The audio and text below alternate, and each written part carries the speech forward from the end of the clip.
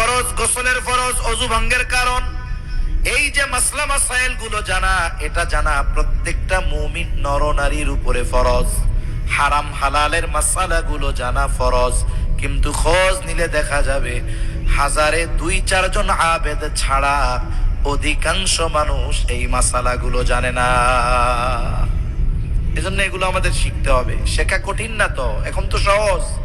এই এলাকার যারা আছে, অন্য এলাকার যারা আছে, যার যার এলাকায় মাদ্রাসার মুহতামিম সাহেব, তারপরে মসজিদের ইমাম সাহেব, তাদের কাছে গিয়ে যদি আমরা বলি যে দেখেন রোজার মাস আসতেছে, এই টাইমটাতে একটু ফ্রি থাকি আমরা, তা আমাদেরকে একটু এই বিষয়গুলো শেখায় দেন না।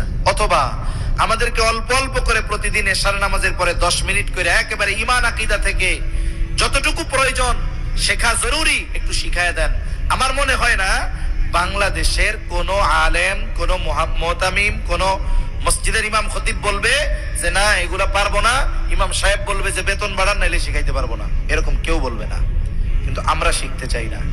কেন শিখতে চাই না? সকাল সন্ধ্যা মারি হলো ইমাম মুয়াজ্জিনের ঝাড়ি। এখন ওই ইমাম যদি জানে আমি দোয়ায় কুনুত পারি না, তাহলে ইজ্জত থাকবো আমার?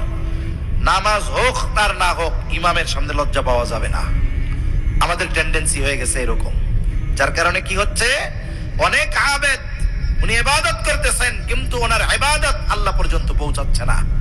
এজন্য সব লজ্জা বাদ দিয়ে আমার যদি শুদ্ধ হয়, আমি ইমাম সাহেবের কাছে বসবো, আমি বলবো হুজুর সূরা ফাতিহাটা শুনেন তো, বাকি ছোট ছোট 4টা সূরা হুজুর শুনেন তো শুদ্ধ আছে কিনা। কেন এগুলো শুদ্ধ করা দরকার? কারণ নামাজ ভঙ্গের যেই কারণ, 1 নম্বরে এই কেরাতে অশুদ্ধ পড়া। এখন দেখা গেল আপনার তিলাওয়াত অশুদ্ধ, সব ঠিক আছে, একটা অক্ষর পরিবর্তনের কারণে অর্থ এমন ভাবে পরিবর্তন হবে যে নামাজ নষ্ট হওয়ার জন্য যথেষ্ট। এগুলো আমরা শিখবো তো ইনশাআল্লাহ। এই জন্য ইলম দরকার ইবাদত সহি শুদ্ধভাবে হওয়ার জন্য। 4 নম্বর সর্বশেষ, ইবাদত কবুলের জন্য অন্যতম শর্ত হলো হালাল খাবার। কি খাবার জোরে বলেন না? আমাদের দেশে আমরা হালাল খাবার নিয়ে খুব টেনশনে থাকি, কিন্তু হারাম উপার্জন করতেছে ওইটা নিয়ে কোনো টেনশন নাই। এই জন্য সুদের টাকা, ঘুষের টাকা পকেটে নিয়ে বাজারে গিয়ে কসাইয়ের কাছ থেকে জেরা করে যে জবাই দেওয়ার সময় বিসমিল্লাহ কইছস কিনা। কেন? উনি জানে যে হালাল প্রাণীর গোশত যদি আল্লাহর নাম ইচ্ছা করে বাদ দিয়ে জবাই দেয়, ওই হালাল প্রাণীর গোশত হালাল থাকবে না।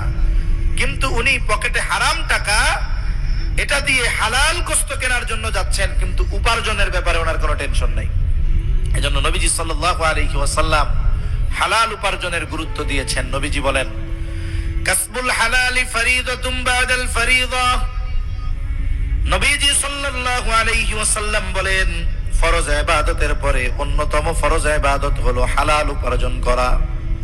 এই জন্য কোন ব্যক্তি যদি 5 ওয়াক্ত নামাজ যথাযথভাবে আদায় করবার পর হালাল উপার্জনের নিয়তে হালাল কাজ করে, ওই ব্যক্তির হালাল উপার্জনের নিয়তে যেই হালাল কাজ করে ওটা তার আমল নামায় ইবাদত বলে গণ্য হয়ে যায়।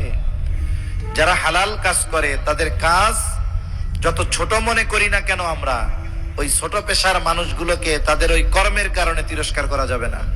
একজন মাছ মারতেছে, তারে আমরা অনেক সময় চাইলে চুপ কর বলে কি বলে না, এরকম বলা যাবে না। বড় বড় বুজুর্গরা মাছ ধরার পেশা ছিল। জুন্নুন মিস্ত্রি রহমাতুল্লাহ আলাইহি উনি মাছ ধরতেন। বড় বড় বুজুর্গরা এই কাজগুলো করছেন। আমরা কোন হালাল কর্মকে তুচ্ছ তাচ্ছিল্য করব না। হালাল উপার্জন, হালাল খাবার। দেখুন, কোন ব্যক্তি যদি হারাম খায়, হারাম উপার্জন করে, হারাম টাকার পোশাক কিনে গায়ে দেয়, এর কত ক্ষতি। 1 নম্বরে ওই হারাম যে খায় তার দোয়া আল্লাহর কাছে কবুল হয় না। নবীজি এক ব্যক্তির ব্যাপারে বলছেন, লোকটা অনেক দূর থেকে সফর করে আসছে, তার চুলগুলো উস্কো খুস্কো, চেহারা ধুলায় মলিন, এই ক্লান্ত দেহ নিয়ে সে বাইতুল্লাহর গ্লাভ ধরে আল্লাহর কাছে রোনাজারি করতেছে। সাহাবা একরাম ওই ব্যক্তির অবস্থা দেখে চিন্তা করলেন এর দোয়া তো আল্লাহ বিফলে দিবে না, কবুল করবেই। কিন্তু ওই ব্যক্তির মূল অবস্থা তো আর ওনারা জানে না। এইবার নবীজি সাল্লাল্লাহু আলাইহি ওয়াসাল্লামকে আল্লাহ তাআলা ওই ব্যক্তির বাস্তব অবস্থার কথা জানায়া দিলেন। নবীজি এবার বলতেছে ওই ব্যক্তির দোয়া আল্লাহ তাআলা কেমনে কবুল করবে?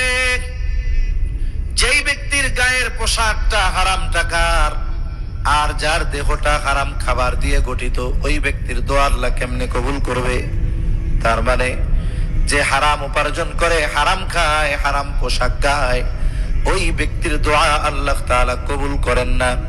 2 নাম্বার নবীজি বলেন, লা ইয়াদখুলুল জান্নাতা জাসাদুন গুযিয়া বিল হারাম। হারাম বক্ষণকারীর শরীর জান্নাতে প্রবেশ করবে না। 3 নাম্বার